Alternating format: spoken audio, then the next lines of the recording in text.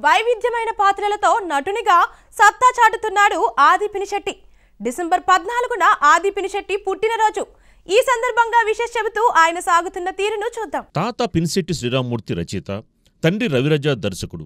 అయితే ఆది పినిశెట్టి మాత్రం నటనలో అడుగుపెట్టారు. పినిశెట్టి శ్రీరామ్మూర్తి ఆ రోజుల్లో చేయి తిరిగిన రచయిత. రవిరాజ పినిశెట్టి దర్శకునిగా తనదైన బాణీ పలికించారు. తాత తండ్రి పేరు సంపాదించిన చిత్రసీమలోనే నటునిగా రాణించాలని తప్పించారు ఆది పినిశెట్టి. కొన్ని చిత్రాల్లో హీరోగానూ అలరించారు ఆది. మరికొన్ని సినిమాల్లో విలన్గానూ మురిపించారు. తన దరికి చేరిన పాత్రలోకి పరకాయ ప్రవేశం చేసి మెప్పిస్తున్నారు. నవతరం హీరోల చిత్రాల్లో ఆది పినిశెట్టి తనదైన బాణీ పలికిస్తూ సాగుతున్నారు. తెలుగు తమిళ చిత్రాల్లో ఆది పినిశెట్టి తనకంటూ ఓ ప్రత్యేక స్థానం సంపాదించారు. తన సరసన నటించిన నిక్కీ గల్రానీని పెళ్లాడారు ఆది.